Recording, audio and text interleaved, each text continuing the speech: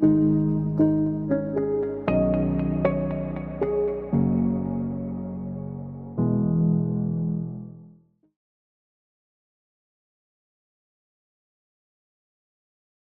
everyone. In the previous section, we learned about the philosophy of hospice care. For terminally ill patients, our goal is no longer to seek a cure, but rather to effectively manage and alleviate uncomfortable symptoms such as pain and dysphagia. This enables them to pass through their final stage of life peacefully, calmly, and comfortably. During this stage, we provide physical, psychological, and social support to terminally ill patients. Next, we will learn about the physiological changes in terminally ill patients and explore what kind of care and support we should provide in response to these changes. Elderly individuals in the terminal stage experience changes in consciousness due to deep inhibition or loss of function in the central nervous system above the brainstem. Their state of consciousness becomes altered. They may fall into a persistent state of sleep or drowsiness and can still be awakened at this point. Later, confusion or even coma may occur.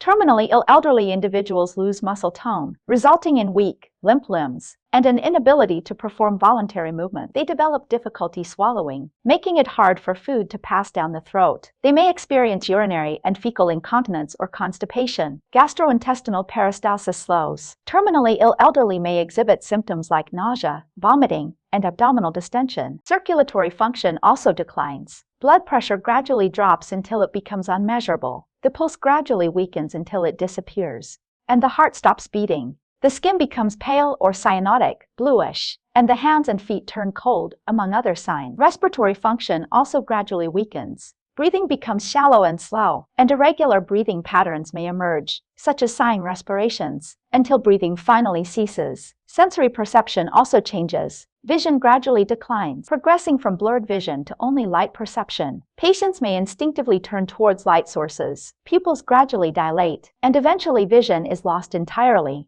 Eyelids become dry, and secretions may increase. It is important to note that, among the senses, hearing is generally the last to be lost. Most terminally ill elderly individuals experience general discomfort or pain. When in pain, they display signs of distress, such as restlessness, loud moaning, facial contortion, and furrowed brows. Based on these physiological changes in terminally ill patients, we must provide care aimed at enhancing comfort while ensuring the patient's safety. This includes improving respiratory function, providing good dietary and excretory care, performing proper eye care, and closely monitoring the patient's condition. The condition of terminally ill patients can change at any time, so we must closely monitor the patient's body temperature, pulse, respiration, blood pressure, pupils, and level of consciousness, as well as watch for signs of painful expression. Provide timely symptomatic care to minimize the patient's discomfort. To promote patient comfort, a comfortable environment should be provided for the terminally ill.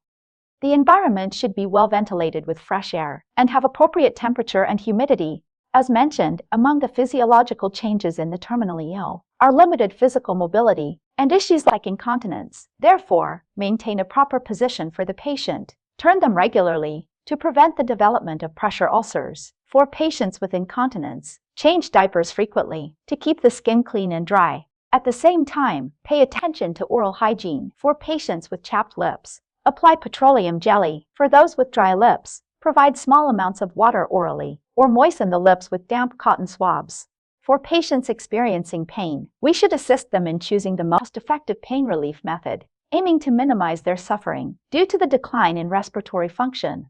Terminally ill patients may experience difficulty breathing. We should strive to improve their respiratory function, administer oxygen as needed based on their condition to correct hypoxia, and position them comfortably. Take care to prevent respiratory secretions from being aspirated into the trachea, which could cause choking or lung infection. Assist with expectoration by back padding or nebulizer inhalation. Use suction to remove sputum if necessary, in order to keep the airways clear. Difficulty swallowing is also common in the terminally ill. Therefore, the food provided should be soft, easy to swallow, and suit the patient's taste. Those unable to swallow should be given liquid or semi-liquid diets. If necessary, nasogastric tube feeding or parenteral nutrition can be used to ensure adequate nutrient intake. We should provide appropriate lighting for terminally ill patients to prevent fear arising from blurred vision. If there is increased eye discharge, gently clean it away with moist gauze. For patients whose eyelids cannot close, erythromycin eye ointment can be applied, or petroleum jelly gauze can be used to cover the eye, in order to protect the cornea, prevent corneal dryness, and avoid the development of ulcers or conjunctivitis. Hearing is typically the last sense to fade in terminally ill patients.